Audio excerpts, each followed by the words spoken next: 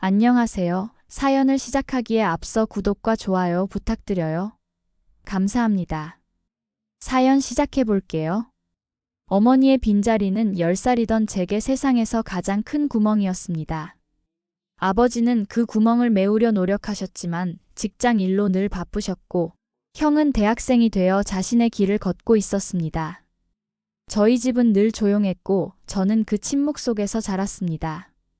그러다 형이 28배 결혼을 했고, 그때 저희 집에 찾아온 변화는 제가 상상했던 것보다 훨씬 컸습니다. 형수님은 처음 저희 집에 들어오시던 날 환한 미소로 저를 반겨주셨습니다. 그때는 몰랐습니다. 그 인사가 제 인생을 바꿀 것이라는 사실을 말입니다. 형수님은 초등학교 교사였습니다. 아이들을 가르치는 일에 열정이 넘치셨고, 그 따스함은 자연스럽게 저에게도 향했습니다. 처음에는 낯설었습니다. 누군가가 아침에 학교 갈 준비를 확인하고 제 방을 정리하라고 걱정하는 것이 부담스러웠습니다. 그러나 어느새 형수님은 단순한 시동생의 뒷바라지를 넘어 저의 두 번째 어머니가 되어주셨습니다. 특히 기억에 남는 것은 중학교 시절 아팠을 때였습니다. 고열에 시달리던 저를 위해 형수님은 밤새 저의 이마에 물수건을 갈아주셨고 죽을 끓여 한 숟가락씩 먹여주죠. 도련님, 건강이 제일 중요해요. 나머지는 그 다음이에요. 형수님은 늘 저에게 그렇게 말씀하셨지만 정작 본인은 저희 가족을 위해 자신을 희생하는 모습을 보여주셨습니다. 아침 일찍 일어나 도시락을 싸고 학교에서 아이들을 가르치고 돌아와서는 집안일과 저의 공부를 봐주셨습니다. 형수님의 하루는 언제나 바빴고 그 바쁨의 중심에는 늘 저희 가족이 있었습니다. 형수님은 제가 중학교 3학년이 되던 해부터는 제 공부에 특별히 신경 쓰기 시작하셨습니다. 성적표를 꼼꼼히 확인하시고 약한 과목을 찾아내 함께 공부해 주셨습니다. 형수님은 단순히 공부를 잘하라고 다그치는 게 아니라 제가 어떻게 하면 효율적으로 공부할 수 있는지 방법을 알려주셨습니다. 중요한 내용을 정리하는 법, 모르는 것을 찾아보는 법, 시간 관리하는 법까지. 고등학교에 들어가자 형수님은 제게 직업에 대해 이야기하기 시작하셨습니다. 형수님은 늘 제게 꿈을 심어주셨고 그 꿈을 이룰 수 있다는 자신감도 주셨습니다. 그리고 그 꿈을 이루기 위해 필요한 것들을 찾아 하나씩 채워주셨습니다. 대학 입시를 앞두고 가장 긴장된 시간을 보낼 때도 형수님은 늘 제 곁에 계셨습니다. 그때는 아버지의 건강이 악화되어 병원에 자주 다니시던 때였는데 형수님은 아버지 병간호와 제 뒷바라지를 동시에 하셨습니다. 아버지가 처음 병원에 입원하셨을 때 형은 회사에서 중요한 프로젝트를 맡고 있어 병원에 자주 갈 수 없었습니다. 그때 형수님은 낮에는 아버지 병간호를, 저녁에는 제 공부를 봐주셨습니다. 형수님의 얼굴에 피곤함이 역력했지만 그때도 제게는 늘 밝은 모습을 보여주셨습니다. 형수님은 제게 큰 위로가 되었습니다. 가족이 흔들릴 때도 누군가 든든하게 지켜준다는 것, 그것이 얼마나 큰 힘이 되는지 그때 처음 알았습니다. 제가 법대에 합격했을 때 형수님은 그 누구보다도 더 기뻐하셨습니다. 눈물을 글썽이며 저를 안아주셨고 특별히 제가 좋아하는 갈비찜을 해주셨습니다. 형수님은 그날 밤 저에게 제 어머니 이야기를 들려주셨습니다. 비록 직접 만나본 적은 없지만 아버지와 형에게 들은 이야기를 토대로 어머니가 얼마나 저를 사랑하셨는지, 어떤 분이셨는지 이야기해 주셨습니다. 마치 어머니를 만난 것처럼 생생하게 말이죠. 대학 생활은 새로운 도전이었습니다. 열심히 공부했고 로스쿨 진학을 목표로 삼았습니다. 그 시간 동안에도 형수님은 변함없이 제게 힘이 되어주셨습니다. 방학 때마다 형수님은 제가 좋아하는 음식을 해주셨고 제 고민을 들어주셨습니다. 아버지의 상태는 점점 나빠졌고 결국 제가 대학교 3학년이 되던 해에 돌아가셨습니다. 아버지의 장례식 때 저는 처음으로 형수님의 약한 모습을 보았습니다. 다른 가족들 앞에서는 늘 강한 모습을 보이셨던 형수님이 혼자 있을 때 우시는 모습을 보았습니다. 그때 저는 형수님에게 다가가 어깨를 감싸 안았습니다. 로스쿨에 진학하고 사법시험을 준비하는 동안에도 형수님의 지원은 계속되었습니다. 형수님은 제가 공부에 집중할 수 있도록 모든 것을 챙겨주셨습니다. 저의 건강을 위해 영양 가득한 음식을 준비해 주셨고, 시험을 앞둔 날에는 격려의 편지와 함께 제가 좋아하는 초콜릿을 책상 위에 놓아두시곤 했습니다. 검사가 된 후에는 바쁜 일정 속에서 형수님을 자주 찾아뵙지 못했습니다. 하지만 가끔 주말에 형수님 댁에 가면 여전히 제가 좋아하는 음식들을 해주셨고, 제 이야기를 듣기 위해 늘 귀 기울여 주셨습니다. 형수님의 따뜻한 배려와 지혜로운 조언은 언제나 제게 큰 힘이 되었습니다. 도련님 사람들을 대할 때는 항상 그들의 입장에서 한번 생각해봐요. 모든 사람에게는 저마다의 사연이 있거든요. 전 도련님이 좋은 검사가 될 거라고 믿어요. 형수님의 그 말씀은 검사로서 일할 때도 제게 중요한 지침이 되었습니다.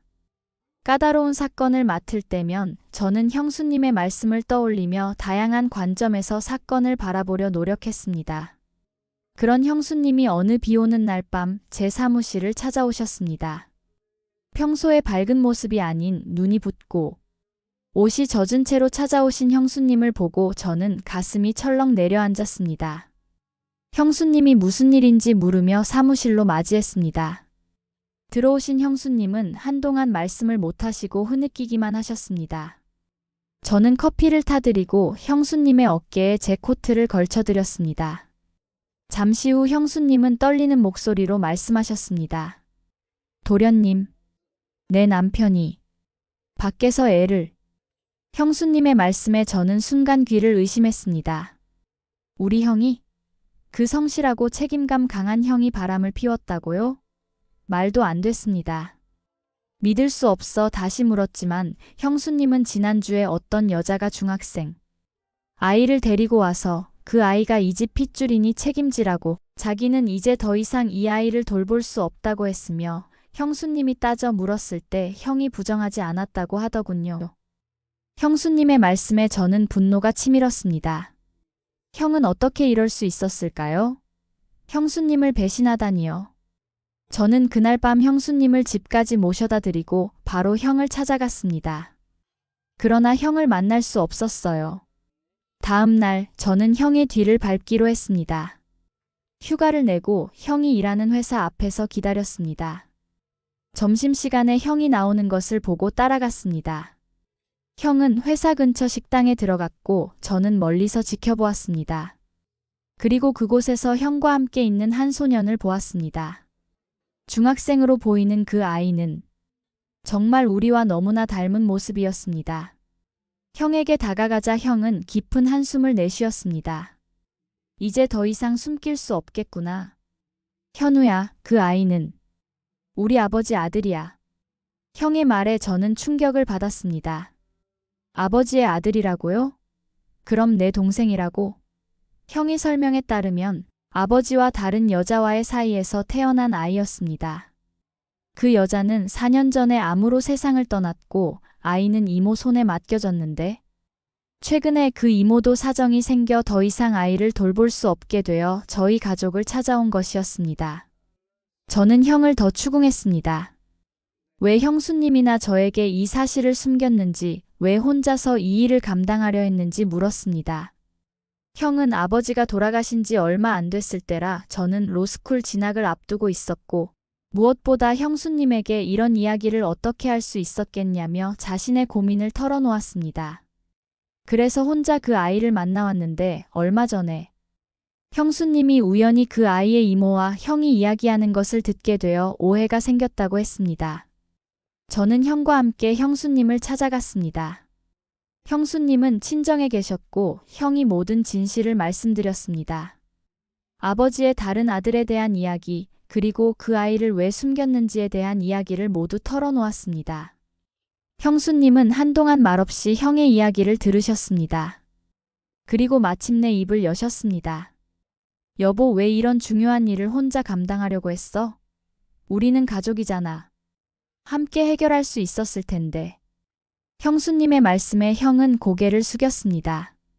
형수님은 그 아이가 어디 있는지, 앞으로 어떻게 할 것인지 물으셨고 형이 회사 근처 원룸에 살고 있다며 아직 결정하지 못했다고 답하자 형수님은 잠시 생각하시더니 결단력 있는 목소리로 말씀하셨습니다. 그 아이를 데려와요. 어쨌든 아버님 자식인데 이제 보호자는 우리밖에 없는 거잖아요. 형과 저는 놀라서 형수님을 바라보았지만 형수님은 단호했습니다. 그 아이는 우리 아버지의 아들이고 우리의 동생이며 형수님의 시동생이라는 것, 가족은 함께 있어야 한다는 것이었습니다. 저는 형수님의 깊은 사랑과 넓은 포용력에 다시 한번 감동했습니다. 형수님은 단순히 좋은 사람이 아니라 진정한 지혜를 가진 분이셨습니다. 그 어려운 상황에서도 분노나 원망 대신 이해와 사랑을 선택하셨으니까요. 다음 날 아침 저는 일찍 일어나 주방으로 갔습니다. 형수님이 이미 아침 식사를 준비하고 계셨습니다. 형수님께 도와드릴 일이 있는지 물었지만 형수님은 거의 다 됐다며 낯설게 느낄 준호가 좋아할 만한 반찬이 뭘까 고민 중이라고 하셨습니다. 형수님이 뵐 면목이 없네요. 형수님은 잠시 손을 멈추고 저를 바라보셨습니다. 도련님 가족이란 건 그런 거예요. 좋을 때도 있고 힘들 때도 있지. 하지만 함께 견뎌내잖아요. 준호는 잘못이 없어요. 우리 도련님 검사잖아요. 여기서 가장 정의롭게 할 수 있는 선택이 뭐겠어요? 형수님의 그 한마디가 제 마음을 단번에 정리해 주었습니다. 그렇습니다. 준호는 가족이고 그 아이에게 가족의 따뜻함을 보여주는 것이 옳은 일이었습니다. 형수님 덕분에 제가 여기까지 왔어요. 어머니가 안 계셨지만 형수님이 계셔서 저는 행복했어요. 이제 준호도 그런 행복을 느낄 수 있을 거예요. 그날 아침 우리는 4명이 함께 식탁에 앉았습니다. 어색하고 낯설었지만 어쩐지 따뜻했습니다. 형수님은 준호에게 밥을 더 먹으라고 권하시고 학교 생활에 대해 물어보시며 자연스럽게 대화를 이끌어 가셨습니다. 형수님의 따스한 배려 덕분에 준호는 조금씩 마음을 열기 시작했습니다. 그렇게 준호는 우리 가족의 일원이 되었습니다. 물론 모든 것이 순탄하지는 않았습니다. 준호가 새로운 환경에 적응하는 데에는 시간이 필요했고 형수님과 형도 이 상황을 받아들이는 데 노력이 필요했습니다. 특히 준호가 처음으로 사춘기 반항을 보였을 때 형수님은 놀라운 인내심과 지혜를 보여주셨습니다. 준호가 학교에서 친구들과 다툼이 있어 늦게 돌아온 날 형은 화를 내려 했지만 형수님은 형의 손을 잡으며 말리셨습니다. 형수님은 준호에게 무슨 일이 있었는지 차분히 물어보셨고 준호의 이야기를 끝까지 들어주셨습니다.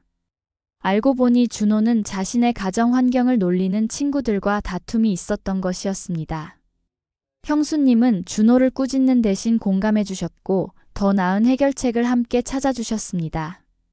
그 모습을 보며 저는 형수님이 얼마나 현명한 분인지 다시 한번 느꼈습니다. 형수님은 늘 준호를 진심으로 대해주셨습니다. 무슨 일이든 예상대로 흘러가는 것은 쉽지 않지만 그 흐름 속에서도 변하지 않는 것이 있다면 그것은 바로 가족의 사랑이 아닐까 싶습니다. 형수님이 저에게 그리고 지금은 준호에게 보여주시는 그 무조건적인 사랑 말입니다. 사실 저와 준호는 형수님과 피가 섞인 가족이 아니지만 그보다 더한 사랑을 주신 형수님을 어떻게 존경하지 않을 수 있을까요? 만약 형수님이 아니었다면 저는 어떤 사람이 되었을까요? 그리고 준호는 어떻게 되었을까요? 아마도 우리는 지금처럼 행복하지 않았을 것입니다. 형수님은 저에게 단순한 형수님이 아닙니다. 저의 인생을 바꾸고 제가 꿈을 이룰 수 있게 도와주신 은인이자 두 번째 어머니입니다. 그리고 그런 형수님이 계셨기에 이제 저도 준호에게 같은 사랑과 지원을 줄 수 있게 되었습니다. 형수님의 사랑은 그렇게 우리 가족 안에서 흘러다니며 우리를 더 강하고 단단하게 만들어주고 있습니다. 감사합니다, 형수님. 우리 가족을 지켜주셔서 감사합니다. 그리고 앞으로도 우리 가족이 함께할 수 있도록 그 따뜻한 마음으로 이끌어주세요. 제 긴 이야기를 끝까지 들어주셔서 감사합니다. 구독과 좋아요, 알림 설정까지 잊지 마세요.